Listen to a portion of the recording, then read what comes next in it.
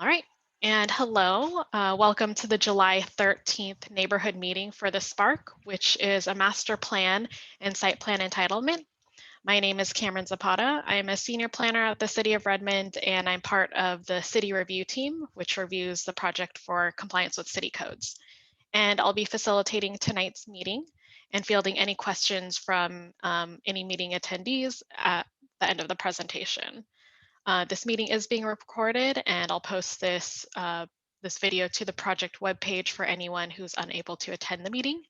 And if you were unable to attend the meeting, please feel free to send me any questions, comments, concerns to me, and I can be reached at 425-556-2411 or czapata@redmond.gov.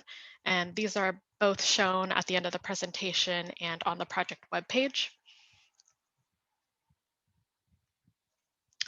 And so here's an overview of what I'll be presenting. Again, we're here to introduce the Spark Master Plan and Site Plan Entitlement project, which is a Type 2 land use permit. And I'll be going over that Type 2 permit process more, and then we'll hand it off to the applicant team to speak more to the project itself. Then I'll open it up to the audience for any questions or comments. And so we'll just get started with a round of introductions. I'm Cameron Zapata. I'm a senior planner with the City of Redmond, and I'm joined by Min Lo in our transportation department and Andrew Steele in stormwater. And then Stephanie, if you would like to introduce your team. Yeah, I'm Stephanie Corridore, and I'll be the development project manager on this project. Also with me is Kim Faust, our VP of development. And I will let Michelle introduce her team of architects. I'm Michelle Kinch. I'm with Tiscarino Associates. And with us, there's Bob Tiscarino and Kate Reef. All right, thank you so much. And so this project is located at the southwest corner of Northeast 67th Court and 176th Avenue Northeast. And its address is 17527 Northeast 67th Court in the Southeast Redmond neighborhood in the Marymoor Design District 2 zone. And it does sit just north of the Marymoor Village Community Center, right here.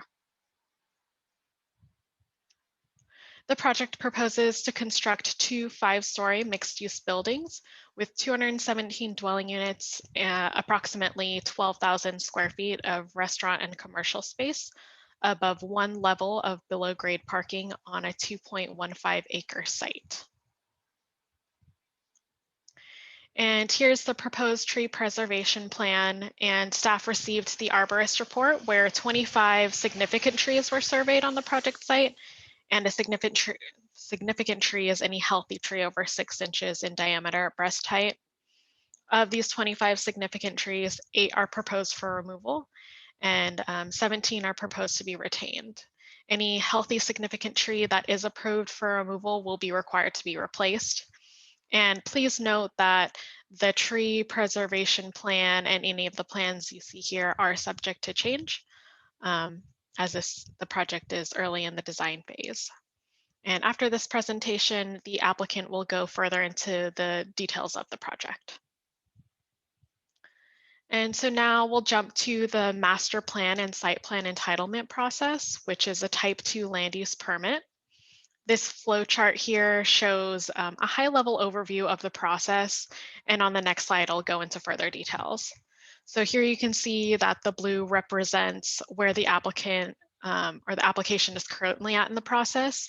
The green represents a future step, and then a gray represents a completed step. And if the box is outlined in white, it means that it's an opportune time for the public to provide any questions, comments, or concerns. You can see here that the project is at the beginning stages of the process, and the part of the process where the public is welcome to participate. Once the master plan and site plan entitlement process is completed, it'll then go into the coordinated civil review, and that's where more detailed engineering drawings are reviewed. And once it's near approval, the building permit will then be reviewed, and from there, when that's approved, it'll then, that's when you'll see construction of the building start. Now we'll look closer at the Type 2 process. the applicant submitted their formal application for the master plan and site plan entitlement. Here, the notice of decision was sent out, and that was sent out on June 22nd. And you should have received a mailer or seen the yellow notice board on the site. And this is another avenue to provide the city with any comments on the project. And next is this neighborhood meeting. All three of these steps all take place during the technical review of the project, where staff reviews for compliance with the applicable codes. And this could be a cyclical process and could end up requiring multiple rounds of review until the project is compliant. And once the project is code compliant, the technical committee, which is comprised of our public works director and planning director, they'll make a decision to either require additional information, deny, or approve the project. Then the notice of decision letter is sent out, which starts the 14-day appeal period to the hearing examiner. And the project may be appealed by parties of record. And you can become a party of record by providing me with your first and last name, as well as a mailing address. And if you choose to be a party of record, please feel free to email or call me to provide me with that information. And I'll now hand it over to Stephanie to go over her presentation for the project itself. Thank you. Great. Michelle, if you want to go ahead and share your screen, I believe you have the slides, and Kim will give us a quick intro. Yes, thank you. I'm Kim Faust with Main Street Property Group. This is Main Street's 5th property in the city of Redmond in the downtown area. This is in an emerging design district, which we have worked very closely with the city to kind of develop a design that we believe meets the intent of the comprehensive plan, along with all relevant codes. A couple key things are that we broke up the building into 2 distinct masses versus taking up the whole block with one building. We think this really adds a lot of design opportunities. And another key component is the eclectic overlay of the design. And so we have brought that forward with some of the forms and materiality of the building. And then, as you can see in this image, there is an urban forest that is open to the public that goes between the 2 buildings that has a lot of, pretty cool design features. Finally, it's a LEED Platinum project and also includes a affordability component. And with that, I will hand it over to Tiscarino. Thanks. Again, this is Michelle Kinch, principal at Tiscarino Associates. I'm happy for the opportunity to show you the proposed design for the Spark. My plan is to show the site plan and the programming for the project, followed by some renderings that show the design in progress. As Cameron noted, this site is in the Marymore Design District on 67th, Northeast 67th Court at 176th. It is just to the north of the community center, and again, the Marymore Park is just south of that. The project consists of 2 mixed-use buildings with an urban forest connecting them, between them. Dividing the buildings up into 2 breaks up that long site and allows for that generous open space between them. The urban forest itself provides a connection to the community with public open space that extends to the sidewalk, and also provides a potential connection to the community center to the south. Each building will have commercial uses on the ground floor that open onto outdoor seating areas, and then residential apartments will occupy the upper floors. This is a view of the Gateway building at the most visible corner of the site at 67th and 176th. You can see the generous open space and active retail are really inviting community gathering. And the building itself is broken into 2 pieces that are shifted along the length to provide interest. The materials here include metal plank siding, wood textures, and painted cement board.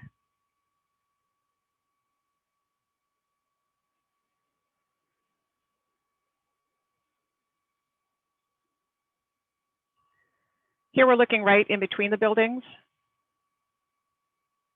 There was a little lag there and it got ahead of me.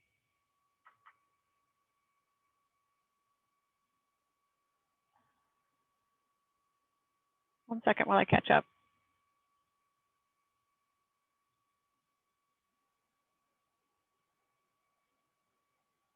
So here we're looking right between the two buildings where you can see many of the key design elements.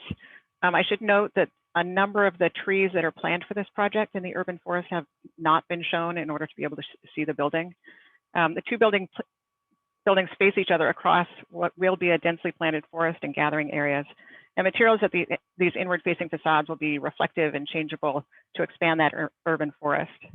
The buildings themselves are connected by a sculptural bridge, and there are open stairways that face each other and provide opportunities for the residents to come out into the open air.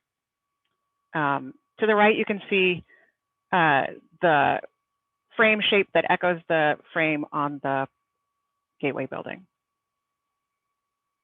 This is the northeast corner, where you can see there'll be retail at the ground floor with access to an outdoor plaza.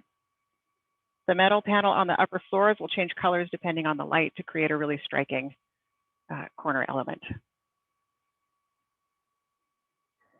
At the southwest corner, the building forms are a callback to other parts of the building with two outward-facing portals. We think there's opportunities for some interesting murals along here to brighten up the pedestrian environment. This is the south side of the building where you can see a private courtyard that includes a tiered garden that steps down and will be visible from the community center.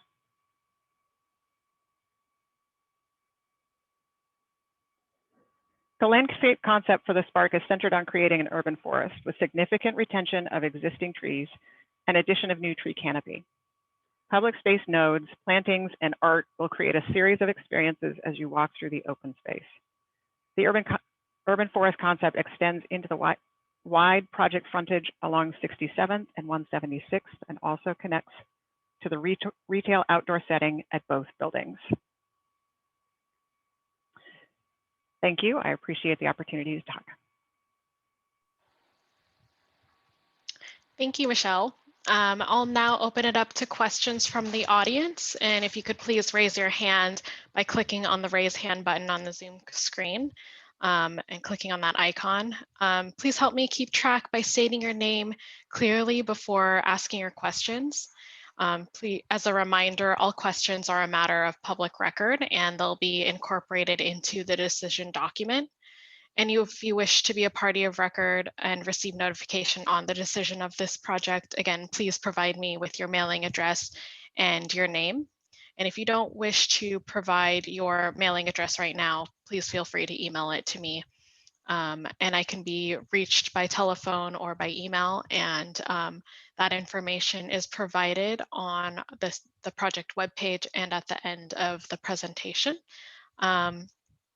And again, just as a reminder, a physical mailing address is required to be considered a party of record.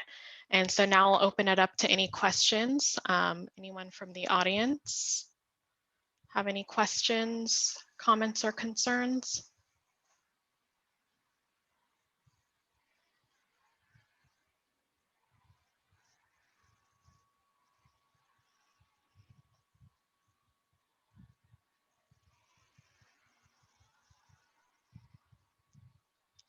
I'm not hearing any, I'm not seeing any raised hands. I'll just do a last call if there are any questions or concerns on the project. Otherwise, I am available via email or phone. If you have any questions that you do come up with after this meeting, please feel free to contact me. Otherwise, this is the last call for any questions or concerns before we end the meeting.